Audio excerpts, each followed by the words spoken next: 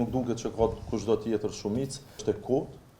Çfarë do qeverie tash, ka të dërgon kërkesën se për këtë çështje asgjë diskutojmë. Për sa i përket me vendosje, unë kur fare komunikimi s'kam. Dhe nëse ka pas në kush konsistencë, kemi pas ne, komunikimin politik. Edhe unë kur ka qenë nevoja me zhblloku vendin, i kam taku të gjithë, e kam taku edhe zotin Kurti, pa i s'ka qenë interesuar siç duket.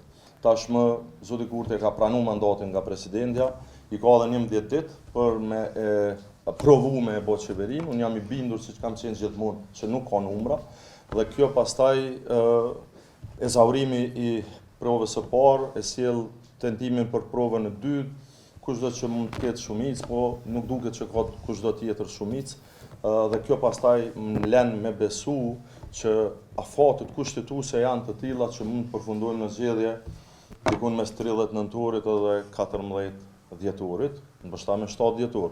Kjo është matematika e thjeshtë, si më thonë, e procedurës para nesh.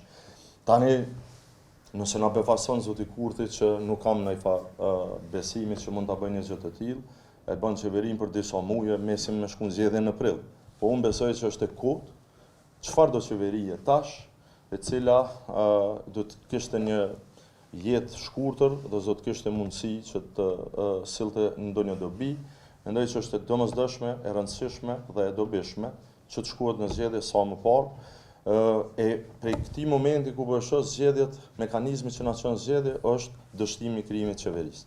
Po rrim te qeveria qendrore, a ka gjasa që me u mbështet një qeveri me një marrëveshje që veç me u votu buxheti edhe me u shpërba kuvendi edhe me shku në zgjedhje të reja? Nuk kam kurfar kontakte as komunikime vetëvendosur në tash, nuk pres kurfar kërkese, po e them përmes juve ka të dërgon kërkesën se për këtë çështje asgjë diskutojmë me Albin Kurtin çfarë do lloj qeverie, në çfarë do lloj opsioni.